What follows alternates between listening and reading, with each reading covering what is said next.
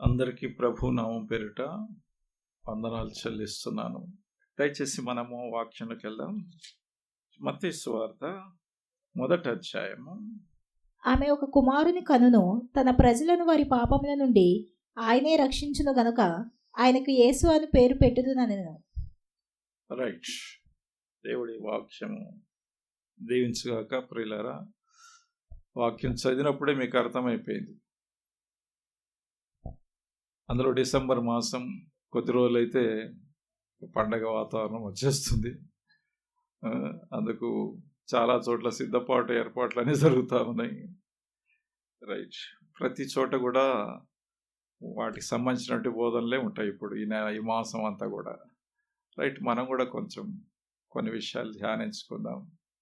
ఈ వాక్యము ఎవరికి చెప్పడం జరిగింది? దేవుని దూత స్వప్నమందు ఎవరు కనబడింది? యోసేపు కనబడి ఏమని చెప్తా ఉంది? తన ప్రజలను వారి పాపం నుండి ఆయనే రక్షించుడు గనక ఆయనకు యేసు అని పేరు పెట్టు. ఆమె కుమారుని కన్నాడు. చూడండి ప్రియులరా, యోసేపు జీవితము ఒక ప్రత్యేకమైనటువంటి జీవితంగా మనం తీసుకోవాలి. ఆయన గురించి బైబిల్లో రాయబడింది చాలా తక్కువ ఇన్ఫర్మేషన్. క్రీస్తు ప్రభును పెంచే దశలో మరి అతను బహుశా మరణమై ఉండవచ్చు. ఆయన టీనేజ్ టైంలో బహుశా మరి అతనికి ప్రస్తావన తర్వాత ఏమీ లేదు. సరే, యోసేపు గురించి బైబిల్ ఏం ప్రకటిస్తుందంటే అతడు నీతిమంతుడు. ఎవరమ్మా నీతిమంతులను ఎవరిని అంటారు? జస్ట్ మంచితనం ఉంటే సరిపోదు. దైవ వాక్యమును అనుసరిస్తూ వాటిని క్రియాపూర్వకంగా అనుభవిస్తూ జీవించేవాడే నీతిమంతుడిగా తీసుకోవాలి. దైవవాక్కును పక్కన పెట్టేసి నీకున్నటువంటి మోరల్స్ను బట్టి నువ్వు జీవించావు అనుకో, ఒక్కోసారి ఆ మోరల్స్ పైన నువ్వు నిలబడలేకపోవచ్చు. దైవవాక్కు మనకు వెలుగు. ఆ వెలుగులో నిత్యం ప్రవేశించేవాడు, ఆ వెలుగును నిత్యం కోరుకునేవాడు నీతిమంతుడు. సరే, ఈయనకి మరియమ్మకి ప్రధానం చేయబడింది. వివాహానికి ముందు జరిగే కార్యక్రమము ప్రధానంగా. సో ప్రియులారా, ఇక్కడ మనం గమనించి చూసినట్టయితే సడన్గా ఒక వార్త అతనికి వినబడింది. ఏం వార్త వినబడింది? తనకు కాబోయేటటువంటి మరి వధువు ఎవరైతున్నారో గర్భవతి అనే సంగతి ఆయనకు వినిపించింది, తెలిసింది. ఎలా ఉంటుంది ఆలోచన? మనకు మానవ హృదయంతో ఆలోచిస్తే డిఫరెంట్గా ఉంటుంది. కానీ అంటే రెచ్చిపోతారు కొంతమంది, ఏంటిది అదంతా అని చెప్పేసి. మీరు జస్ట్ పాత నిబంధన కాలంలోకి వెళ్తే యూదా అనేటువంటి యాకోబు కుమారుడు ఉన్నాడు, తెలుసు కదా. ఆయన కోడలు వ్యభిచరించింది అనేటువంటి సమాచారం రాగానే వెంటనే బయటికి పిలవడిని ఆమెను కాల్చి వేస్తా అట్టా ఇట్టని గందరగోళం చేశాడు. తర్వాత అందుకు కారణమైనటువంటి వ్యక్తి ఆయనే అనే సంగతి తెలుసుకొని ఏం చేశాడు? గమ్మునైపోయినాడు. సో రచ్చ చేయడానికి ప్రయత్నం చేసినాడు. ఇప్పుడు కూడా మన సమాజంలో అలాంటి వినబడ్డప్పుడు రచ్చ చేస్తారు. వాళ్ళ స్థితిగతుల గురించి సదాగా వాళ్ళు ఆలోచన చేయరు. ఇతరుల తప్పుల విషయంలో మాత్రం చాలా గంతులేస్తూ ఉంటారు, చిందులేస్తూ ఉంటారు. సరే ప్రియులారా, ఇక్కడ మనం గమనించి చూసినట్టయితే ఈయన నీతిమంతుడు కాబట్టి ఆమెను అవమానించడం కానీ ఆమెను దుర్భాషలాడడం కానీ ఇష్టం లేకుండా చాటుగా ఆమెను వదిలిపెట్టి వెళ్ళిపోదామని ఆలోచనలో ఉన్నాడు. అప్పుడు స్వప్నమందు గబ్రియేలు దూత కనబడి అయ్యా కొన్ని విషయాలు చెప్పింది. దయచేసి చూడండి, ఒక విషయం ఏం చెప్పిందో 20వ వచనం చూడండి. అతడు ఈ సంగతులను గురించి ఆలోచించుకొనుచుండగా ఇదిగో ప్రభుదూత స్వప్నమందు అతనికి ప్రత్యక్షమై, దావీదు కుమారుడు అయిన యోసేపు, నీ భార్య అయిన మరియను చేర్చుకొనుటకు భయపడకుము, ఆమె గర్భము ధరించినది పరిశుద్ధాత్మ వలన కలిగినది. గర్భము ధరించినది పరిశుద్ధాత్మ వలన కలిగినది. కలిగాను. చూడండి, ఇది వినడానికి చాలా వింతగా ఉంది. చాలామంది సైన్స్ని అడ్డం పెట్టుకొని ఆలోచన చేస్తూ ఉంటారు. ఇప్పుడు కామెంట్స్ కూడా మనం సోషల్ మీడియాలో చూస్తున్నాం. సైన్స్ని ఆధారంగా చేసుకొని వారి వారి మతాచారాల్లో వాళ్ళ పద్ధతుల గురించి వాళ్ళు చాలామంది ఆలోచించరు. కానీ బైబిల్లో ఉన్నటువంటి ఈ యొక్క సంఘటన గురించి మాత్రం భలేగా మాట్లాడుతూ ఉంటారు, ఇష్టానుసారంగా మాట్లాడుతూ ఉంటారు. చూడండి, దైవము అన్నప్పుడు అద్భుత కార్యాలు, ఆశ్చర్య కార్యాలు ఖచ్చితంగా ఉంటాయి.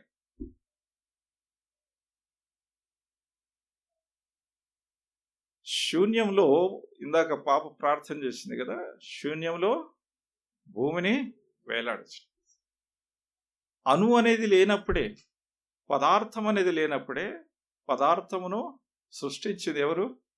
దేవుడు. సైన్స్లో ఏం చెప్తారంటే, there was a big bang, it was erupted and spreaded particles different areas. Big bang theory అన్నట్టు. బిగ్ బ్యాంగ్ థియరీలో ఒక పెద్ద గోళం ఉంటుంది. ఆ గోళము ముక్కలైంది. ఆ ముక్కలు ఆకాశంలో తిరుగుతూ గోళాకారంలో మరి నక్షత్రాలుగా, గ్రహాలుగా, మన భూమి ఇవన్నీ ఏర్పడ్డాయని, తర్వాత శిలీంద్రియం నుంచి దీని నుంచి మనిషి ఉత్పత్తి జరిగిందని ఇవన్నీ చెప్తా ఉంటారు. మళ్ళీ ఒకరు ప్రతిపాదించినటువంటి దాన్ని ఇంకొకరు వ్యతిరేకిస్తూ మళ్ళీ ఇంకోటి చేస్తుంటారు, ఇవన్నీ చేస్తూ ఉంటారు. కానీ బైబిల్ ఏం చెప్తుందంటే, నీవు చెప్తున్న పదార్థాన్ని సృష్టించింది ఎవరు? దైవము. ఎవరమ్మా? దైవం సృష్టించినాడు. మరి పదార్థం ఎక్కడి నుంచి వచ్చిందంటే వాళ్ళు చెప్పలేరు. పదార్థం నుంచి అన్నీ వచ్చినాయని చెప్తుంటారు, కానీ పదార్థం ఎక్కడి నుంచి వచ్చింది దానికి ఆన్సర్ లేదు. మనుషులు ఉన్నటువంటి ప్రాణం ఎక్కడి నుంచి వచ్చింది అది చెప్పలేరు. ప్రాణం ఎలా వస్తుంది, ప్రాణం ఎలా పోతుంది కూడా చెప్పలేరు. పోయినటువంటి ప్రాణం అంటే ఆత్మ, మనుషులు ఉన్నటువంటి ఆత్మ ఎక్కడ పోయిందంటే చెప్పలేరు. ప్రియులారా, వాక్యం ఏం చెప్తుందంటే, ప్రతి అణువును సృష్టించింది దైవం. కాబట్టి దేవుడికి సాధ్యమే. అందుకే యెషయా ఏమన్నాడు? ఆశ్చర్యకరుడు, అద్భుతకరుడు, ఆలోచన, సృష్టి రచనా విధానము ఊరికే జరగలేదు. చాలా గొప్ప ఆలోచనతో దైవం దాన్ని సృష్టించినట్టుగా ఆ సృష్టిలో ఉన్నటువంటి ఫలమును నేడు నీవు నేను అనుభవిస్తున్నా. సో ఆశ్చర్య కార్యాలు చేసే శక్తి ఆయనలో ఉంది, అద్భుత కార్యాలు చేసే శక్తి ఆయనలో ఉంది. గర్భంలో కుమారుడు పుడతాడా లేకపోతే కుమార్తె పుడుతుందా, ఆ రూపం ఎవరిస్తున్నారు? దేవుడు ఇస్తున్నాడు, మనుషుడు కాదు. మనుష్య ప్రయత్నం వేస్ట్. రూపం ఏర్పడిన తర్వాత అప్పుడు నువ్వు స్కానింగ్ తోటి ఆడా మగానికి చెప్తుంటావు, అంతేగాని ఆ క్రియ చేసింది ఎవరు? ఆ ఆత్మకు శరీర రూపం ఇచ్చింది ఎవరు? దైవం. అయితే ఇక్కడ మనం గమనించి చూసినట్టయితే మరియమ్మ విషయంలో అభ్యంతరపడాల్సిన అవసరము లేదు. ఇది దైవ కార్యము. పరిశుద్ధాత్ముడు ఆవరించడం ద్వారా, ఆయన ఆత్మస్వరూపి కాబట్టి ఆత్మ ఆవరించడం ద్వారా ఈమె గర్భము ధరించింది. ఇది దేవుని యొక్క ఏర్పాటు. దేవుని యొక్క ఏర్పాటు ఉంది కాబట్టి అలా జరిగినట్టుగా గమనిస్తున్నాం. ఈయన ఆశ్చర్యపోయినాడు, ఇదేంటి అని. కానీ అతన్ని కన్సోల్ చేస్తున్నాడు. అతన్ని దేవదూత ఏం చేస్తుంది? ధైర్యం చెప్తాను. ఒక గొప్ప ప్రణాళిక ఉందయ్యా. ఆ ప్రణాళిక మరి ఈమె ద్వారా దేవుడు ఆరంభించబోతున్నాడు, నీ భార్య. కాబట్టి నువ్వు అభ్యంతరపడాల్సిన అవసరం లేదు, చేర్చుకో. లూకాసు వార్తలకు రండి, మళ్ళీ ఆమెతో ఏం చెప్పిందో. 1వ అధ్యాయం 28వ వచనం దయచేసి చదవండి. ఆ దూత లోపలికి వచ్చి ఆమెను చూచి, దయాప్రాప్తురాలా నీకు శుభము. ఏమను? దయాప్రాప్తురాలా నీకు శుభము, ప్రభువు నీకు తోడై ఉన్నాడని చెప్పెను. ప్రభువు నీకు తోడై ఉన్నాడని చెప్పెను. ఎలా ఉంటుంది పరిస్థితి చూడండి. నువ్వు ఉన్న గదిలోకి వచ్చేసి సడన్ గా వచ్చేసి దేవదూత నిలబడి పెద్ద వెలుగులో అని చెప్పింది అనుకో, ఒక్కసారి ఫస్ట్ ఆ వెలుగుకే ట్రబులింగ్ అనేది స్టార్ట్ అయిపోతుంది. కానీ జస్ట్ ఫీల్, ఆమె కన్యక, మరీ పెద్ద ఎదిగినటువంటి స్త్రీ కూడా కాదు, జస్ట్ కన్యక, టీనేజ్లో ఉంది. ఆమెను దర్శించి ఈ శుభవర్తమానం చెప్తామని ఏమని, దయాప్రాప్తురాల. ఎవరి దయను పొందింది ఈమె? మనుషుల దయనా? దేవుని దయ పొందింది. కాబట్టి డైరెక్ట్గా దూతనే చెప్తుంది, దయాప్రాప్తురాల. చదవమ్మా.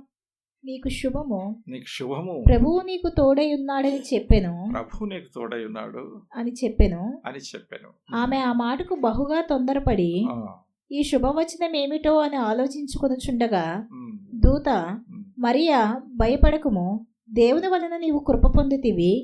ఇదిగో నీవు గర్భము ధరించి కుమారుని కని ఆయనకి యేసు అని పేరు పెట్టుదువు. చూడండి, గర్భము ధరించి నువ్వు కుమారుని కని ఆయనకి ఏం పేరు పెడతావని? యేసు అని పేరు పెట్టుదువు. యేసు అని పేరు పెడతావని చెప్పడం జరిగింది. యేసు అని పేరు పెడతామని, యేసు అని పేరు పెట్టడము జరుగుతుంది అని చెప్పడం. చూడండి, ఒక్కసారి మీరు ఆలోచన చేయండి. దేవుడు అసాధ్యమైన వాటిని సాధ్యపరిచే దేవుడు. ఏంటమ్మా మరేమో? అసాధ్యమైనవి, మనుషులకు అసాధ్యమైనవి సాధ్యపరిచే దేవుడు. కన్యక కుమారుని కనడం ఏంటి? అసాధ్యమే కదా, సైన్స్ ప్రకారం అసాధ్యం అంటారు, కానీ దైవాత్మకు సాధ్యమే అది. ఏంటమ్మా? దైవాత్మకు సాధ్యమే అది. దేవుని క్రియలు మీరు చూస్తూ పోండి, అసాధ్య. జకరయ్య అసలు పూర్తిగా చాలా ముసలివాడైపోయినాడు. ఎలిజబెత్ కూడా ముసలి స్థానంలోకి వచ్చేసింది. ఆ స్టేజ్లో వారికి కుమారుని అనుగ్రహించినాడు దేవుడు. పెంచడం ఎలా? వయసు అయిపోయింది, కొద్ది రోజులైతే రాలిపోతాం. మరి ఇప్పుడు కుమారుడిని పొందితే పెంచడం ఎలా? అది దేవుడు చూసుకుంటాడు. ఏంటమ్మా? అబ్రహాం కూడా అలాగే. అబ్రహాం కూడా కుమారుని లేట్ వయసులో, చివరి దశలో ఆయన కుమారుని ఇచ్చినాడు. మరి పెంచడం ఎట్లా? ఇప్పుడైతే భయపడి తొందరగా మ్యారేజ్ చేసుకుంటుంటాం మనం కదా, ఎందుకంటే తొందరగా ముసలోళ్ళు అయితే ఏమైనా భయం ఉంటుంది. ఆ భయం పెట్టుకోవాల్సిన అవసరం లేదమ్మా. ఇచ్చిన దేవుడు పెంచే దేవుడు. అబ్రహాంకు వయసును పొడిగించాడా లేదా? పొడిగించాడు కదా. సో ప్రియులారా, ఆయన ఏ రూపకంగా అయినా నీకేదైనా అనుగ్రహిస్తే దాని బాధ్యత సంపూర్ణంగా తీసుకునే దేవుడు ఆయనే. సో ఇక్కడ మనం గమనించి చూసినట్టు కన్యకకు దేవుడు మరి సంతానము ఇస్తున్నాడు. పుట్టబోయే బిడ్డ ఆర్డినరీ వ్యక్తి కాదు. ఎలాంటి వ్యక్తి? ఆయన గురించి రాయబడింది చూడండి, ఏమైంది? 32వ వచనం వచ్చి కింది చదవండి. ఆయన గొప్పవాడై సర్వోన్నతుని కుమారుడు అనబడును. సర్వోన్నతుని కుమారుడు అనబడును. ప్రభువైన దేవుడు ఆయన తండ్రి అయిన దావీదు సింహాసనమును ఆయనకిచ్చును. ఆయన యాకోబు వంశస్థులను యుగయుగములు ఏలును. ఇంకా ఆయన రాజ్యము అంతము లేనిదై ఉండునని ఆమెతో చెప్పెను. అంతము లేనిదై ఉండును అంటే ఎలాంటి ఆర్డినరీ వ్యక్తి? లోకరక్షకుడు, సాక్షాత్తు దైవమే మానవ రూపంలో ఆమె ద్వారా ఈ లోకానికి వస్తున్నాడు. ఎంత ధన్యత, ఎంత గొప్ప.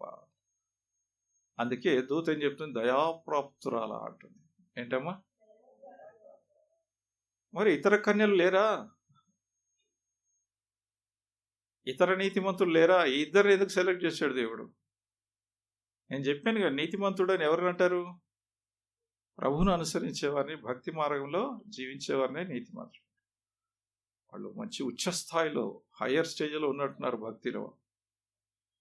ప్రత్యేకించి ఈ స్త్రీని ఎందుకు సెలెక్ట్ చేసుకున్నాడంటే భక్తురాలు, నీతిని అనుసరించి జీవించేవాళ్ళు. నీతిని అనుసరించి జీవించేవాళ్ళు అంటే దేవునితో నడిచేవాళ్ళు. ఏంటమ్మా? నోవాహు నడిచాడు, హనోకు నడిచాడు.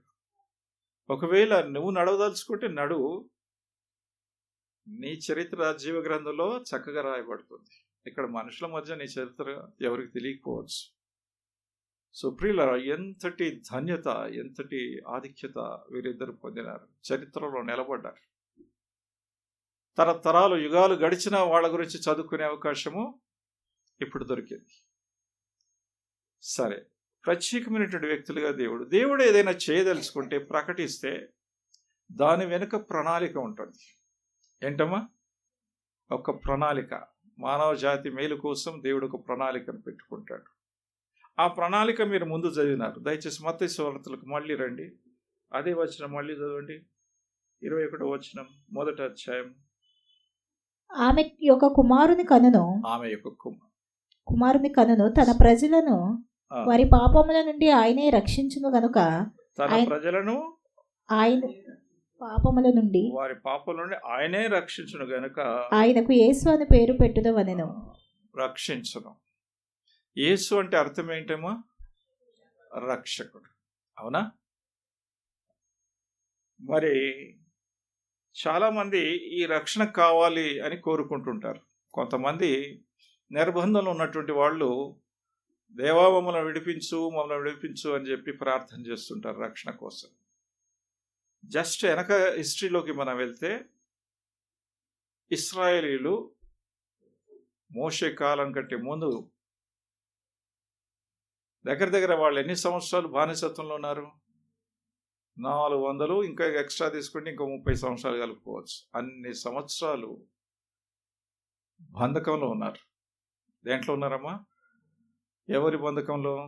ఫరో రాజ్యము అంటే ఐగుప్తు దేశంలో బానిసలుగా ఉన్నారు. వారికి స్వేచ్ఛ లేదు. వారి మతానుసారమైన పద్ధతులు అనుసరించడానికి వీల్లేదు. కొంత స్వేచ్ఛ ఉన్నా కానీ వారు అక్కడి లోకల్గా ఉన్నటువంటి ఆచార వ్యవహారాలకు బానిసలైపోయినారు. అక్కడ పనికి అలవాటు పడ్డారు. వాళ్ళు వేడుకున్నారు. ఏమని వేడుకున్నారు? మమ్మల్ని రక్షించు దేవా, ఈ ఫరో చేతుల నుంచి మమ్మల్ని విడిపించు దేవా, మమ్మల్ని విడిపించు తండ్రి, ఈ బంధకాల నుంచి మమ్మల్ని విడిపించు దేవా, మమ్మల్ని రక్షించు దేవా అని వాళ్ళు వేడుకున్నారు. ఒకసారి యూదుల చరిత్రలోకి వచ్చామనుకోండి. యూదా చరిత్రలోకి వచ్చినప్పుడు యేసు ప్రభువు పుట్టకముందు నుంచే యూదా రాజ్యం ఎవరి బానిసత్వంలో ఉంది? రోమనుల యొక్క ఆధీనంలో ఉంది. రోమా సామ్రాజ్యము ఏలికలు వాళ్ళు వీళ్ళకు. ఎందుకు? వీళ్ళు చేసిన పాపమును బట్టి, తిరుగుబాటును బట్టి బాబేలు రాజు, అస్సిరియా రాజు వచ్చేసి వీళ్ళను తీసుకెళ్ళిపోయినారు. బాబేలు రాజు ఇటు తీసుకొచ్చినాడు యూదులను. రోమా సామ్రాజ్యంలో తర్వాత వీళ్ళు మింగులైనారు. వీళ్ళు చేసిన అతిక్రమం బట్టి వీళ్ళు ఇక్కడ వచ్చినారు. వీళ్ళు కూడా ఏం ప్రార్థన చేస్తారంటే, ఇప్పటికి కూడా చేస్తారు. ఆ గోడ దగ్గర పోయి తలగొట్టుకుంటా ఉంటారు. ఇట్లా చూసారా? తలగొట్టుకుంటా ఉంటారు. ఏంటి? మాకు మా రాజ్యం ఎప్పుడు ఇస్తావు? ఏంటమ్మా? మాకు మా రాజ్యం ఎప్పుడు ఇస్తావు? మమ్మల్ని ఎప్పుడు రక్షిస్తావు? వీళ్ళ నుంచి ఎప్పుడు మమ్మల్ని, ఈ చెర నుంచి మమ్మల్ని బయటికి ఎప్పుడు తీస్తావు? రోమా పరిపాలన నుంచి మమ్మల్ని ఎప్పుడు బయటికి తీస్తావు? మమ్మల్ని ఎప్పుడు రక్షిస్తావు అని ప్రార్థన చేసుకున్నారు. ఇప్పుడు మనం కూడా నిరీక్షణ కలిగి ఉన్నాము. ఎవరి నిరీక్షణ కోసము? యేసు ప్రభు వస్తాడనే నిరీక్షణ కోసం ప్రార్థిస్తాం. దేవా, మాకున్న కష్టాలు, బాధలు ఇవన్నీ ఉన్నాయి, వాటి నుంచి మమ్మల్ని విడిపించు దేవా అని రక్షణ కోసం ప్రార్థన చేస్తున్నాం. కావున చేయవలసిన ప్రార్థన ఏంటంటే, ఇక్కడ 2వ వచనం 21వ వచనంలో, తన ప్రజలను వారి పాపముల నుండి ఆయనే రక్షించును అనే వాక్యం ఈ దినం నువ్వు తీసుకుని వెళ్ళాలి. ఆనాడు ఇశ్రాయేలు ప్రజలు ఐగుప్తు బంధకాల్లో ఉన్నప్పుడు వారు కోరుకోవాల్సింది ఏంటంటే, వారి పాపం నుంచి ఫస్ట్ విడిపించబడాలి వాళ్ళు. ఎందుకు ఆ దుర్గతి వారికి వచ్చింది? వారి అతిక్రమమును బట్టే. వారి అతిక్రమం బట్టే పాపానికి బానిసలైనారు. కాబట్టే ఆ బాండేజ్లోకి వెళ్ళిపోయినారు వాళ్ళు. ప్రార్థిస్తుంది ఏంటి? ఈ బాండేజ్ నుంచి, ఈ రాజు నుంచి విడిపించని ప్రార్థించుకోండి. నేను పాపానికి బానిస అయిపోయాను, అందులో నుంచి నన్ను విడిపించని చెప్పేసి ప్రార్థన ఎవ్వరూ చేయలేదు. అడిక్ట్ అయిపోయినారు పాపానికి. అందుకే ప్రయాణం అంతా మోషేకు తలనొప్పులు తీసుకొచ్చి పెట్టినారు. నెక్స్ట్, రోమా సామ్రాజ్యం నుంచి విడిపించు అని చెప్పి ప్రార్థన చేస్తున్నారు. ఇప్పటికి పోయి తలగొట్టుకుంటున్నారు. కానీ చేసిన అతిక్రమాన్ని గుర్తించి కన్ఫెషన్ అయ్యి ఈ పాపం నుంచి మనం విడిపించు దేవా, నా జీవితంలో ఉన్నటువంటి పాపం నుంచి విడిపించు దేవా, నన్ను, నా కుటుంబాన్ని, మా సంఘాన్ని ఈ పాపం నుంచి విడిపించు దేవా, రక్షించు దేవా అని ఎవరు ప్రార్థన చేసిన వాళ్ళు లేరు. ఏదో కొద్ది మంది చేసి ఉంటారు, అరమతై, సీమోను అలాంటి వాళ్ళు ఎవరైనా చేస్తుంటారు. కానీ మాస్ గురించి ఆలోచిస్తే గనుక ఎవరు కూడా తమ యొక్క అతిక్రమము, పాపము, దోషం నుంచి విడిపించబడాలి, రక్షించబడాలని చెప్పేసి ఎవరు ప్రార్థన చేయలేదు. ఇప్పుడు కూడా ఎవరు కూడా చేయలేదు. మాకు అది కావాలి, ఇది కావాలి, ఇది కావాలి, అది కావాలి, ఇదే రిక్వెస్ట్లే పెట్టుకుంటారు. కానీ మా అతిక్రమం నుంచి నన్ను విడిపించు, నా దోషము చాలా గొప్పది, నా పాపము చాలా గొప్పది, వాటి నుంచి నన్ను విడిపించు దేవా అని చెప్పి ప్రార్థన చేయరు. ఇక్కడ యేసు ప్రభు లోకానికి ఎందుకు వస్తున్నాడు? మళ్ళీ చదవండి. తన ప్రజలను వారి పాపముల నుండి, తన ప్రజలను వారి పాపముల నుండి ఆయనే రక్షించును గనక అందుకు వస్తున్నాడు. ఎందుకు వస్తున్నాడమ్మా? అందుకు వస్తున్నాడు. ఇశ్రాయేల్ కోరుకుంది ఏంటి? ఏ రాజ్యం కోరుకుంటున్నారు? వారికి ఉన్నటువంటి భౌతిక రాజ్యం రోమీల ఆధీనంలోకి వెళ్ళిపోయింది. వారి ఆధిపత్యంలో వీళ్ళు ఉన్నారు కాబట్టి మా రాజ్యం మాకు కావాలి, మాకు స్వతంత్రం లేదు, మేము స్వేచ్ఛ లేదు, కాబట్టి మాకు ఆ రాజ్యం కావాలని చూస్తున్నారు. కానీ దైవరాజ్యం గురించి ఎవరు కోరుకోవట్లేదు. మెస్సయ్య వస్తాడు వస్తాడు వస్తాడని వాక్యం చెప్పబడింది, ప్రవక్తలు చెప్తూనే ఉన్నారు. కానీ ఎవరు కూడా దానికోసం నిరీక్షణ లేదు. ఎక్కడో తెలియని వ్యక్తులు తూర్పు దేశపు జ్ఞానులు వచ్చేసి యూదుల రాజుగా పుట్టినవాడు ఎక్కడున్నాడు అని క్వశ్చన్ వేసేసరికి రాజు అదిరిపోయినాడు. ఈ మత నాయకులు, యూదా మత నాయకులు కూడా అదిరిపోయినారు. దుమ్ము దులిపి ధర్మశాస్త్రం ముఖం చూడరు కదా, ఎప్పుడు దుమ్ము దులిపి మనం కూడా చూడము. ఎక్కడో అటక మీదనో లేకపోతే టీవీ మీదనో సండే రాగానే సంఖ్యలో పెట్టుకుని వస్తుంటాం చాలా మంది. తీసి రాయబడింది, మీకా చెప్పాడు కదా, రాయబడింది బెత్లెహేమా నువ్వు అల్పమైన దానము కావాలి. సో ప్రియులారా, సోయి లేదు, నిరీక్షణ లేదు, ఆశ లేదు.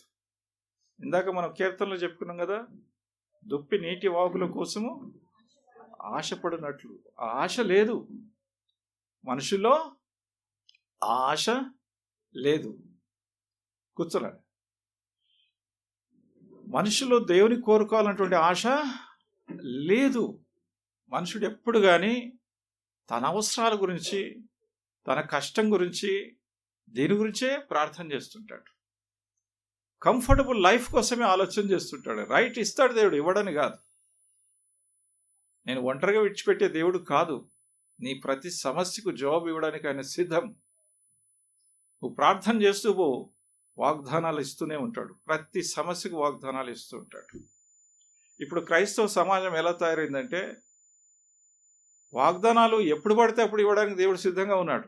సమస్యలు ఎన్నో ఉన్నాయి కదా, నెలకు 2 ఉండొచ్చు, 3 ఉండొచ్చు, 4 ఉండొచ్చు, సంవత్సరంలో 20-30 ఉండొచ్చు.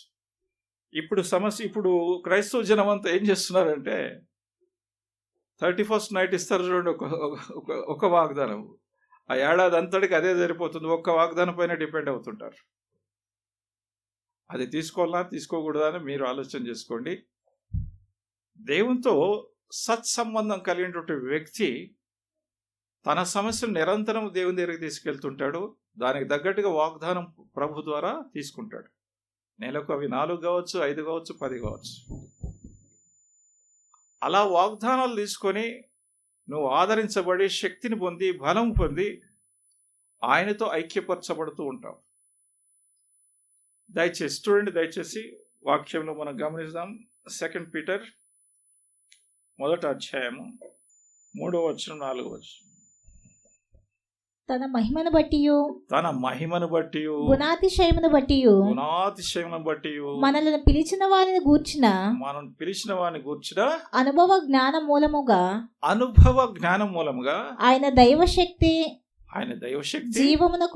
జీవమునకును భక్తికిని కావలసిన వాటన్నిటిని మనకు దయచేయుచున్నందున.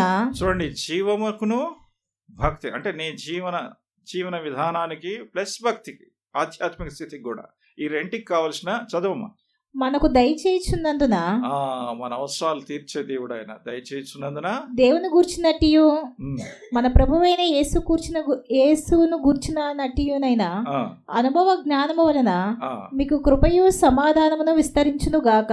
ఇంకా చదువు. ఆ మహిమ గుణాతిశయములను బట్టి ఆ, ఆయన మనకు అమూల్యములను ఆయన మనకు అమూల్యములను అత్యధికములనైన అత్యధికములనైన వాగ్దానములను అనుగ్రహించి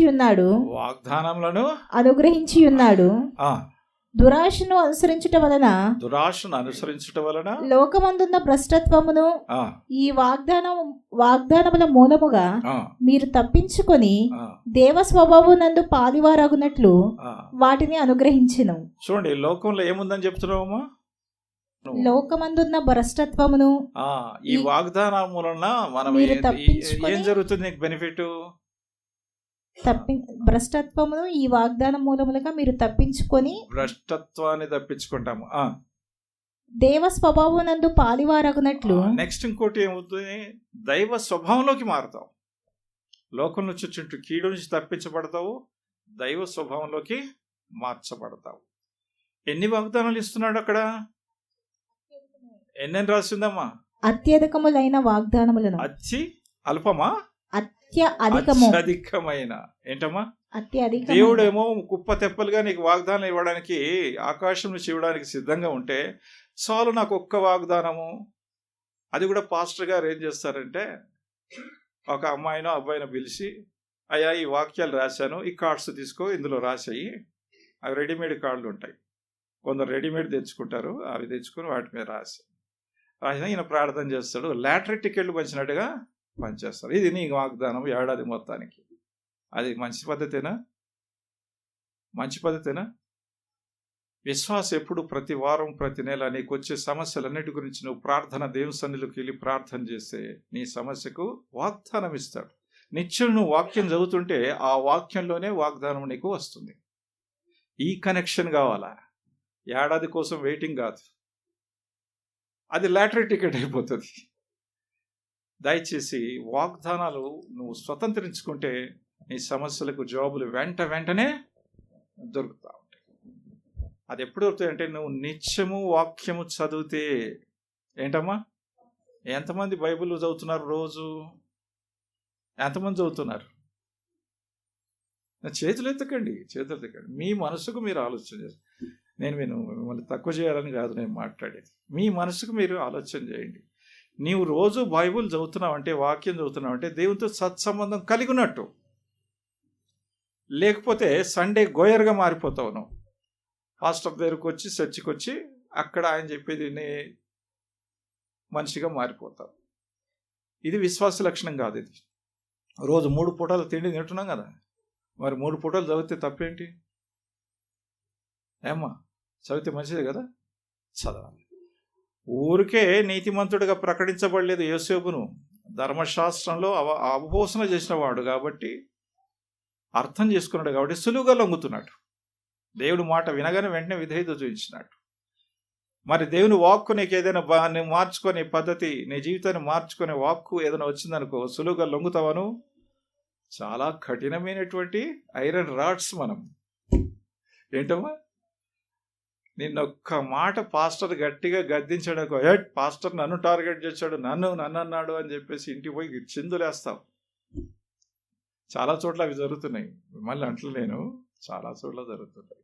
నిన్ను ఎవరైనా ప్రేమతో ఈ పద్ధతి బాగలేదమ్మా, నీ కోపం ఎక్కువ ఉంది, మార్చుకోండి, నన్ను అంటావా నువ్వు?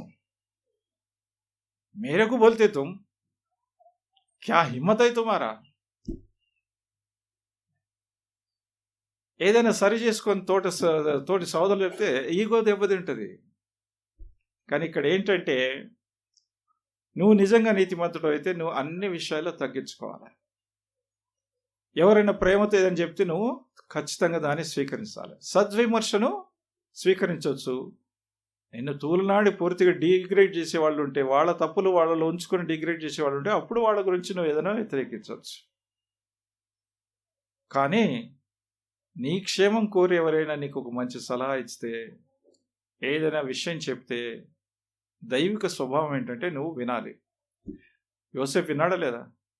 వారేమో వ్యతిరేకించిందా? లాస్ట్ వర్సెస్ చూడండి, తీయండి. లూకా సువార్త 1వ అధ్యాయము. ఆయన గురించి ఏం చెప్పబడింది? 38వ వచనం. అందుకు మరియా ఇదిగో ప్రభువు దాసురాలను, నీ మాట చొప్పున నాకు జరుగునుగాక అనెను. ఇదిగో ప్రభు దాసురాలను అంటుంది. అంటే దేవుని మాట వినే వ్యక్తి ప్రభు దాసురాలను. చదవమ్మా. నీ మాట చొప్పున నాకు జరుగునుగాక నేను. చూడండి, జరుగునుగాక నువ్వు కమిట్ అవుతున్నావు అంటే ఎంతటి అవమానాన్ని అయినా సరే ఇక జీవితాంతం నువ్వు ఆ అవమానం మోయాల్సి ఉంటుంది. అయినా సిద్ధమే. ఏంటమ్మా లోకం ఏమంటుందమ్మా?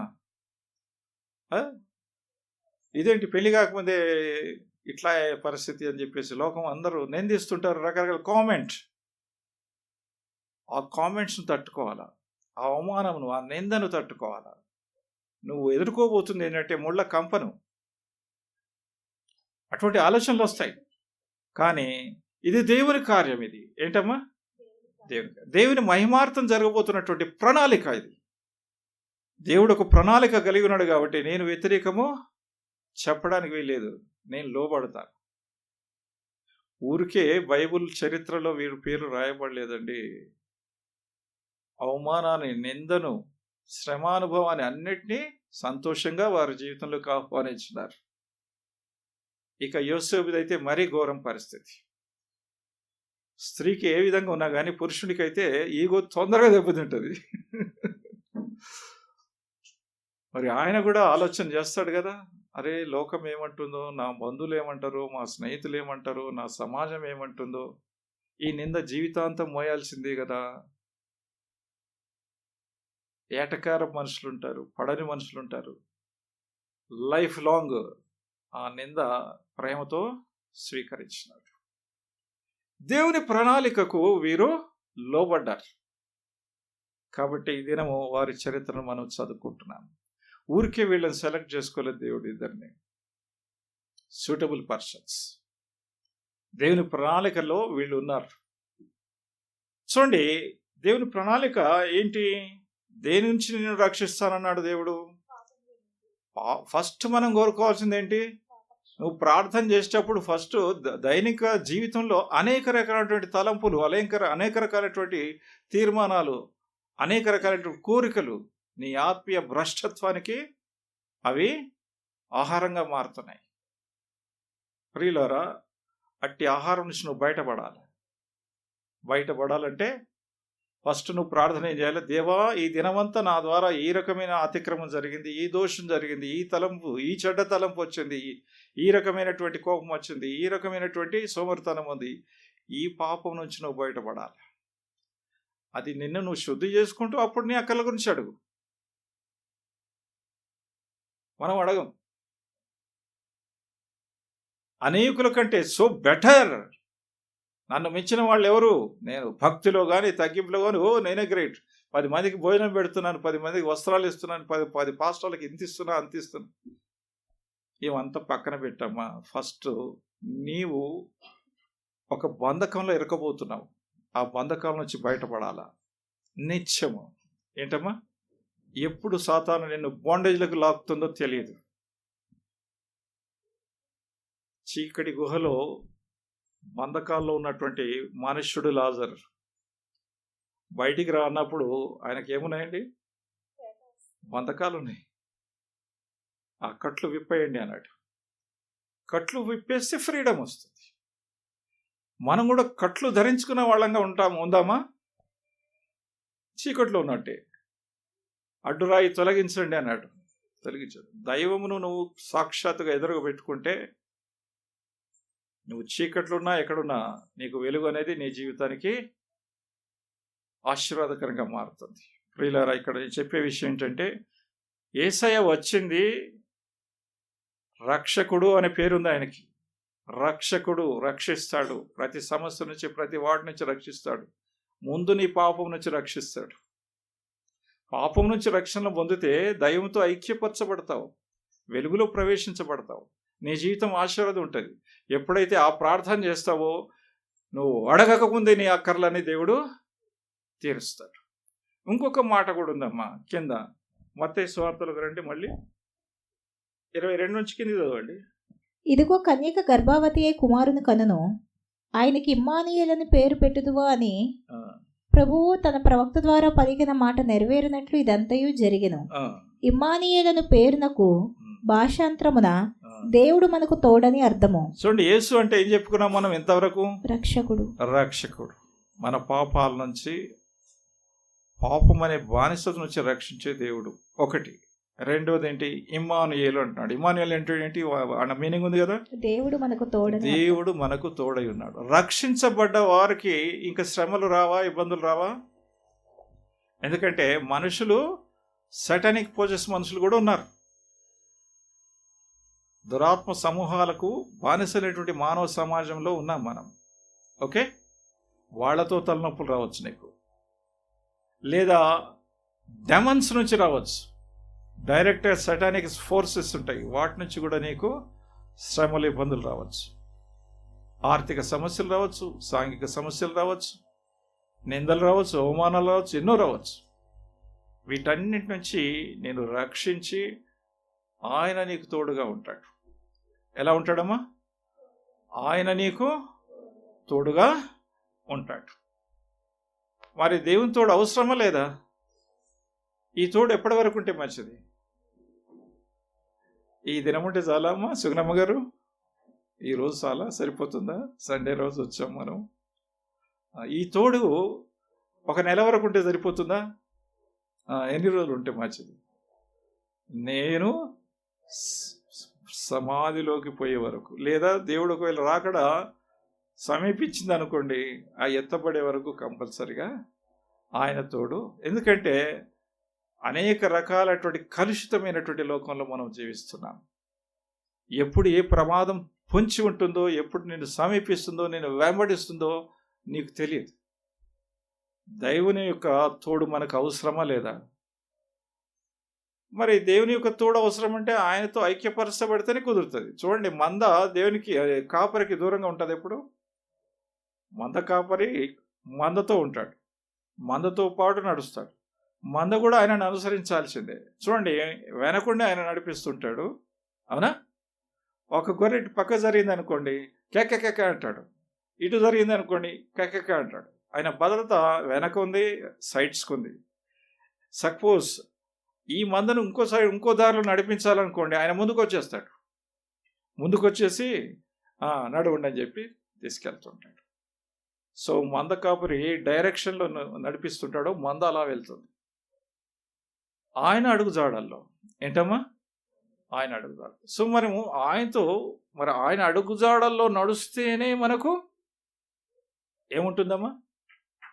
నిజమైన తోడు. ఒకవేళ ఒక గొర్రె తప్పిపోయి ఏదైనా పొదలో చిక్కుంది అనుకోండి, ఏ తోడేలో ఏదో వచ్చి అడ్డం పడుతుంది, లేకపోతే ఆ ముళ్ళని గుచ్చుకొని కేకలు పెట్టుకుంటూ కూర్చోవాలి. కాబట్టి చెప్పే విషయం ఏంటంటే, మనము నిత్యము ఆయనతో అనుసంధానించబడితే ఆయన తోడు ఎప్పటికీ నిరంతరం మనతో ఉంటుంది. కాబట్టి ఏదో ఈ మీనింగ్స్ తెలుసుకొని నేను చాలా దివ్యమైనటువంటి వాక్యము నేను తెలుసుకోగలిగినాను కాదు, ప్రాక్టికల్గా అది జీవితంలో అప్లై కావాలి. ఇవి ఏంటమ్మా? క్రియాపూర్వకంగా ఇది అప్లైలో కావాలి. ఆయన రక్షకుడైతే నిరంతరము ఆయనతో పైన నువ్వు ఆధారపడాలా. నీ పాప క్షమాపణ కోసం నిరంతరం ప్రార్థన చేస్తుండాలా, నీ సమస్యల కోసం నిరంతరము ప్రార్థన చేస్తుండాలి. ఆయన రక్షిస్తాడు. ప్రభువా నువ్వు నాతో తోడుగా రా అంటున్నాడు. మోషే ఏమంటున్నాడు? మేము ఒంటరిగా వెళ్ళలేము, నువ్వు ఉంటేనే మంచిది. నీ సన్నిధి మాతో వస్తేనే మేము ముందుకు కొనసాగలుగుతాం. నీ సన్నిధి రాకపోతే మేము వెళ్ళలేము. ప్రభువా నీ సన్నిధి మాతో రావాలి. మోషే కోరుకున్నాడు కదా, మరి నువ్వు నేను కోరుకుందామా? రైట్, క్షణ ప్రార్థన చేసుకుందామా?